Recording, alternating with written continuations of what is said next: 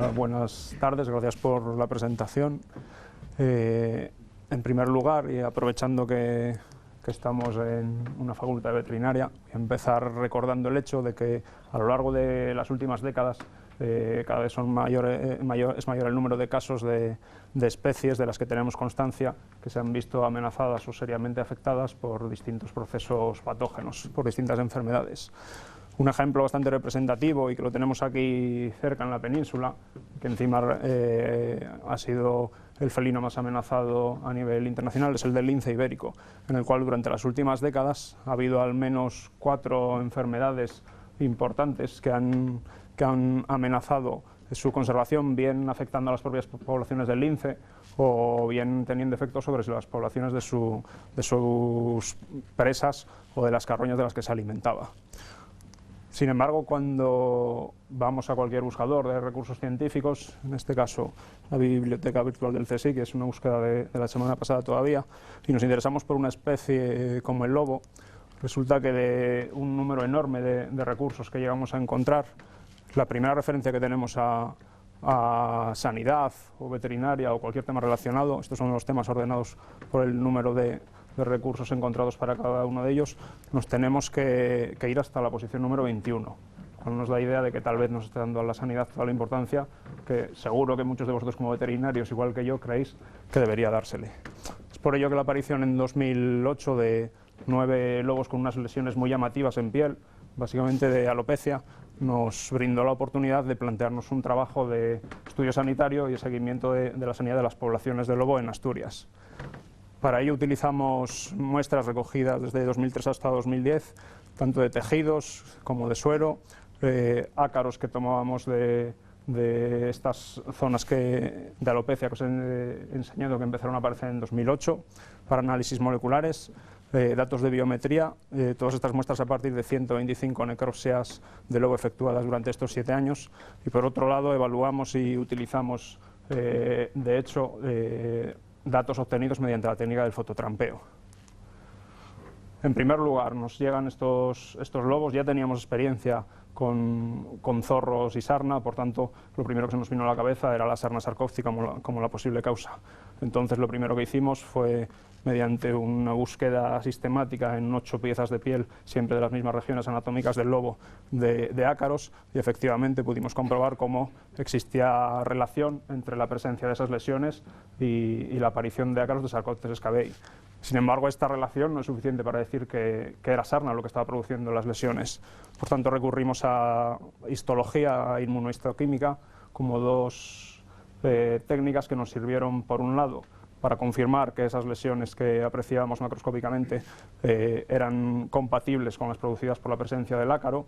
Como dato interesante, veremos después que era una reacción de hipersensibilidad distinta a la que estamos observando en el resto de especies afectadas por sarna en Asturias.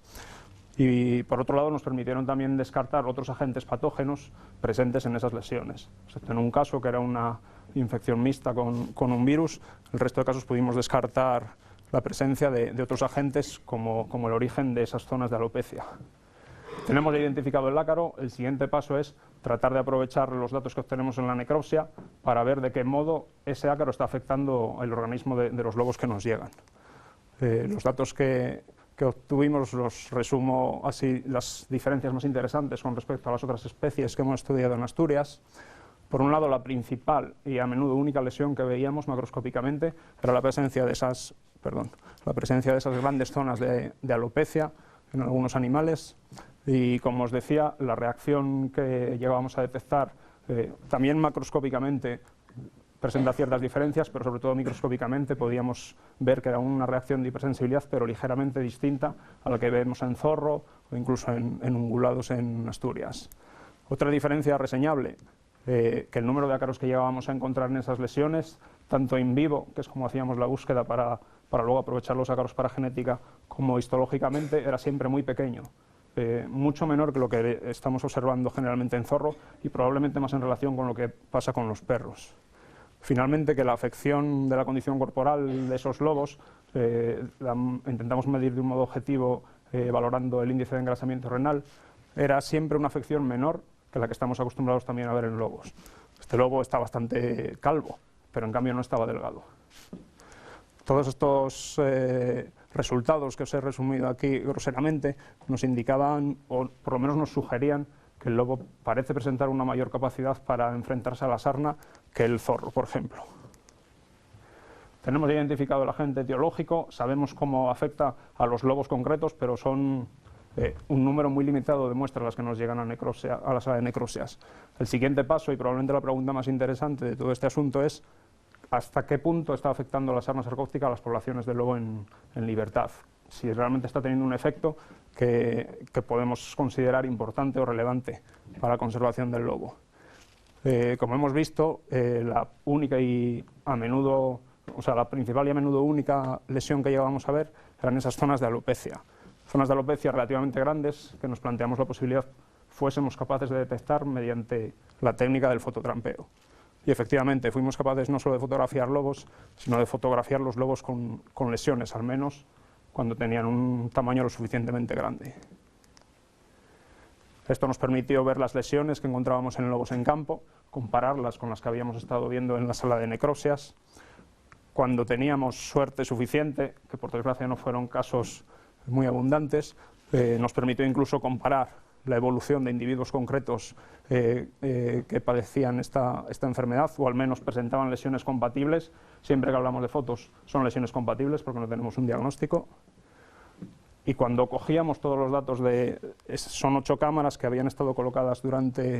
desde 2003 a 2009 en puntos de paso sin ningún tipo de cebo, simplemente para captar los animales que pasaban por allí. Cuando reuníamos todos esos datos pudimos ver, en primer lugar, cómo ese llamativo aumento aparente de lobos con lesiones que vimos en la sala de necropsias había sido captado por las cámaras en campo también. Veis aquí, esto es una gráfica del porcentaje de lobos fotografiados con lesiones en piel, y en 2008 hay un pico bastante llamativo.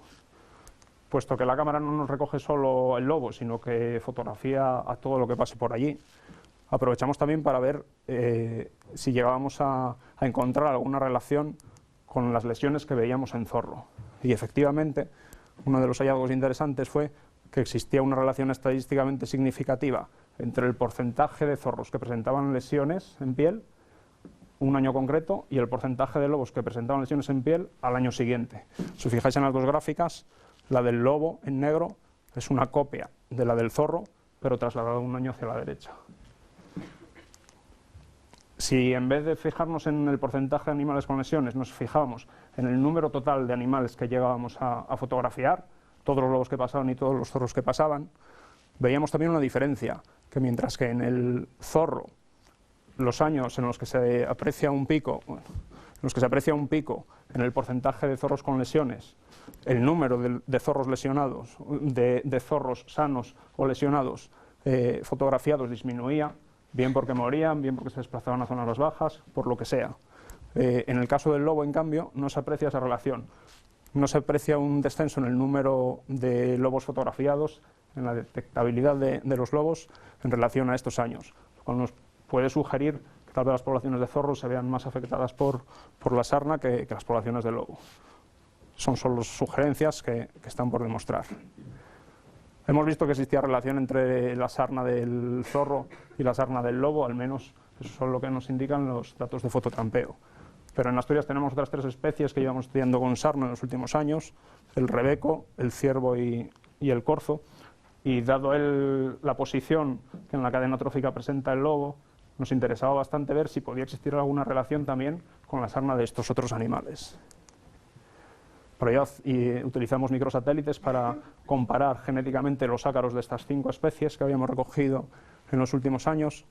Y el primer dato que obtuvimos es que se cumplía la ley del taxón del hospedador, que fue formulada por Rasero en 2010, según la cual existen para la sarna sarcóptica en Europa 3 grandes variedades o clústeres, una para jabalí, del cual no tenemos muestras en Asturias, una para herbívoros y una para carnívoros. Pues el rebeco, el ciervo y el corzo comparten ácaros muy similares. De hecho, creemos que el rebeco fue la fuente de los ácaros que estaban afectando a los 2 cérvidos. Por otra parte, el zorro tenía una variedad de ácaros bastante separada en esta representación gráfica, totalmente alejada de las de ungulados, con lo que se cumple. Y la pregunta era esa: ¿qué pasa con el lobo? Es una especie que por primera vez en Europa va a tener un contacto estrecho tanto con carnívoros, con los que tiene relación filogenética, como con los herbívoros, porque son su presa habitual. Y en el lobo encontramos, por un lado, ácaros de carnívoros, como era de esperar, pero encontramos también unos cuantos ácaros que estaban próximos o dentro del clúster de los herbívoros. Vale. Volviendo al tema del fototrampeo y la relación entre zorro y lobo.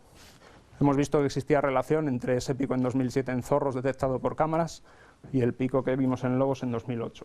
Sin embargo, la sarna en zorros sabemos que, al igual que en buena parte de la península, en Asturias es endémica y que hemos tenido brotes periódicos de sarna en zorros relativamente llamativos cada X años. Entonces nos surgía la pregunta, ¿por qué en esos brotes que hemos tenido con anterioridad no hemos llegado a ver lobos afectados? ¿Por qué no aparecieron esos lobos con lesiones tan llamativas en su momento? Y entonces nos planteamos la hipótesis de que pudiese estar interviniendo algún otro agente patógeno. Elegimos parvovirosis, moquillo y leishmaniasis como 3 enfermedades a estudiar en todas estas muestras recogidas durante estos años, porque las 3 son enfermedades inmunosupresoras, porque las 3 son propias de cánidos, tanto domésticos como silvestres, y porque las 3 están presentes en Asturias, aunque es cierto que la leishmaniosis hasta hace relativamente poco se consideraba que no estaba allí. Si analizamos los datos obtenidos de seroprevalencia y de análisis moleculares, vemos por un lado que la parvovirosis se comporta más o menos, parece endémica, que la sarna, si veis aquí, es la línea verde, no presenta un pico, no parece que haya habido un incremento del contacto de los lobos con el ácaro en 2008, sino que está más o menos estable a lo largo de todo el tiempo y presente en sangre de los lobos desde 2004. Sin embargo, los datos más llamativos son, por un lado, aunque igual no viene mucho a cuento en esta presentación, ese espectacular 42% de lobos con material genético de Leishmania en Asturias, y por otro, este pico en moquillo, en anticuerpos frente a moquillo, que detectamos en 2007 y 2008. Cuando analizamos estadísticamente mediante modelos lineales generalizados las 4 enfermedades, hemos visto que la única relación estadísticamente significativa existe entre moquillo y sarna, sugiriendo, una vez más, que puede estar relacionado ese brote en 2008 de sarna en lobos con la presencia también de este patógeno, y las 2 juntas hicieron al lobo más susceptible para padecer sarna. Ya a modo de conclusión, no he podido daros datos de metodología o datos tan interesantes como han podido daros Nuno o Seider, y lo que sí que quería que vieseis en esta presentación es que, aunque hemos empezado planteándonos una duda sobre la sarna o sobre unos lobos con calvas, hemos resuelto algunas de las preguntas que se nos presentaban, pero se nos han ido presentando muchas más a lo largo del trabajo. Sí que me interesaba que os quedase claro. Es evidente que no podemos intentar gestionar nuestra fauna o conservar nuestras especies más amenazadas si no sabemos qué problemas les están afectando y en qué modo lo hacen. Por ello, y aunque no son momentos propicios para lo mismo, es necesario que se siga investigando a muchos niveles, y entre ellos creo que no hace falta que os convenza a muchos de vosotros, la sanidad es una de las piezas claves que debemos seguir investigando para conseguir esa conservación de nuestra fauna. Nada más, muchas gracias a vosotros y a toda esta gente que ha colaborado durante estos años.